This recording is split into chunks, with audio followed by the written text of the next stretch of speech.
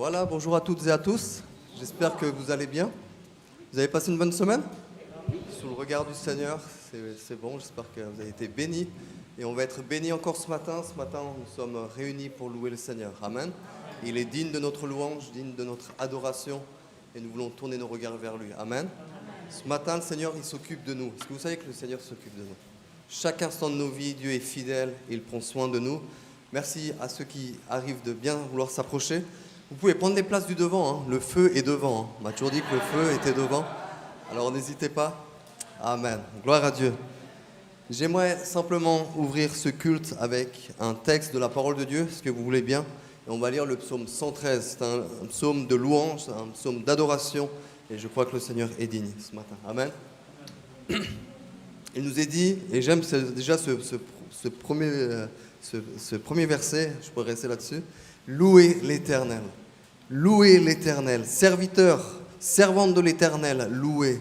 Louez le nom de l'Éternel. Que le nom de l'Éternel soit béni dès maintenant et à jamais. À jamais. Du lever du soleil jusqu'à son couchant, que le nom de l'Éternel soit célébré. Amen. L'Éternel est élevé au-dessus de toutes les nations, au-dessus de toutes les situations. L'Éternel est élevé au-dessus de tout. Amen.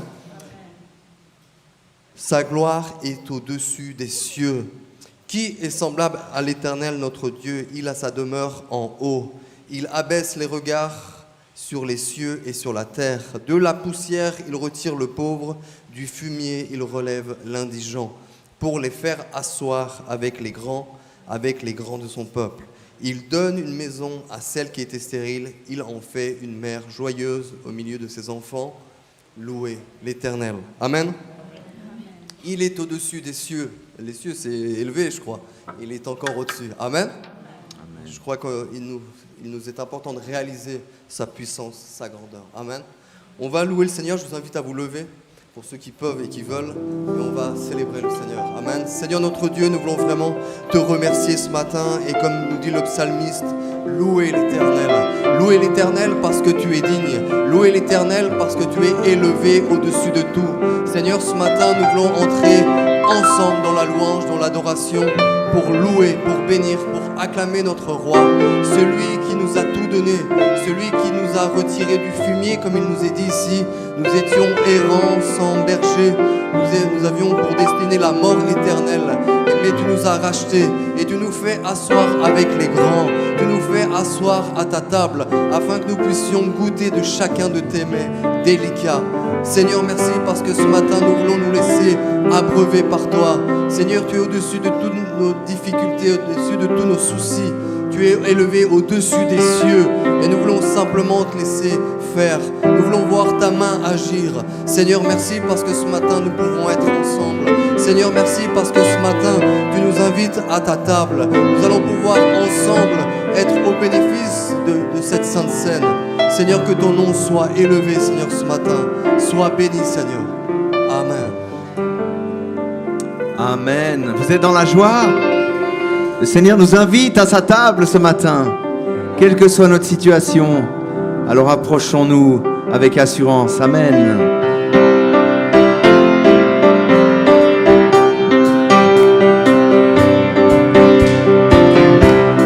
Je me réjouis dans le nom du Seigneur.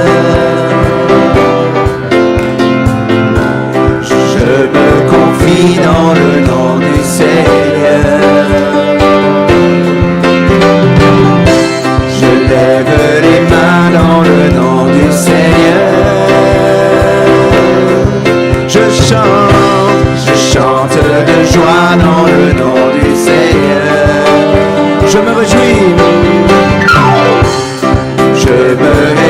dans le nom du Seigneur.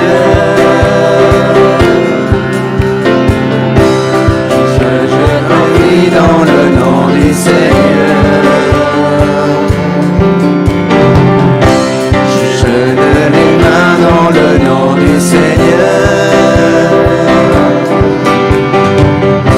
Je chante de joie dans le nom du Seigneur. Je célébrerai le nom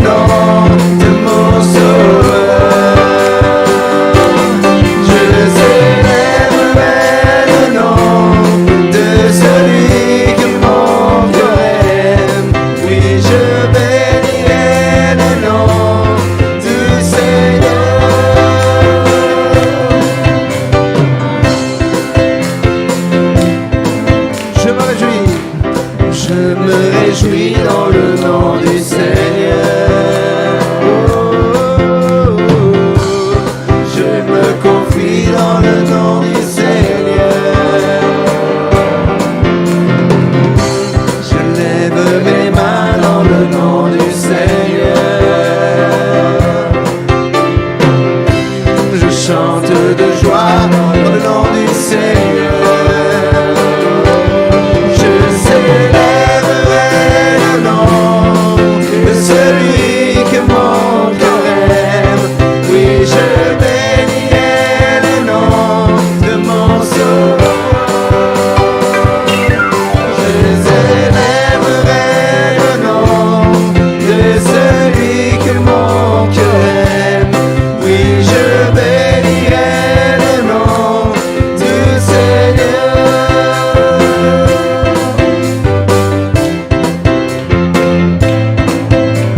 Je célébrerai le nom du Seigneur. Je célébrerai le nom du Seigneur. Je célébrerai le nom du Seigneur. Je célébrerai le nom du Seigneur. Je célébrerai le nom du Seigneur. Je célébrerai oh, toute ma vie. Je célébrerai le nom de celui que mon cœur aime. Oui, je bénirai le nom de mon sauveur. Je célébrerai le nom de celui que mon cœur aime. Oui, je bénirai le nom du Seigneur.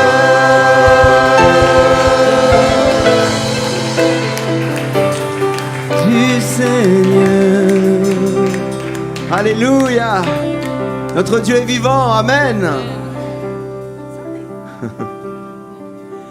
La Bible nous dit, si de ta bouche tu déclares que Jésus est Seigneur, et si tu crois dans ton cœur que Dieu l'a ressuscité des morts, tu seras sauvé. Amen. Le salut, c'est tellement simple, mes amis. Est-ce qu'on peut dire à son voisin, je crois au Seigneur Jésus?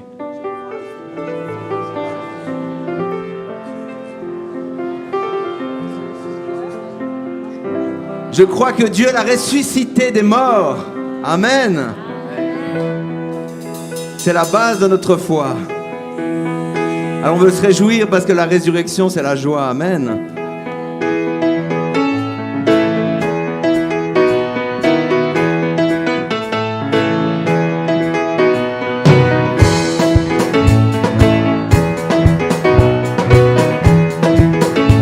Jésus est vivant. Jésus est vivant. Jésus est vivant. Célébrons-le. Aïe, aïe, aïe, aïe, aïe, aïe. Jésus est vivant, Jésus est vivant, célébrons-le. Oh oui, c'est vrai, c'est vrai, c'est vrai, c'est vrai, c'est vrai, célébrons-le. Oh oui, c'est vrai, c'est vrai, c'est vrai, c'est vrai, c'est vrai, célébrons-le. Aïe, aïe, aïe, aïe, Jésus est vivant, Jésus est vivant, Jésus est vivant, célébrons-le. Jésus est vivant, Jésus est vivant, célébrons-le. Oh oui, c'est vrai, c'est vrai, c'est vrai, c'est vrai, c'est vrai, célébrons-le. Oh oui, c'est vrai, c'est vrai, c'est vrai, c'est vrai, c'est vrai, célébrons-le.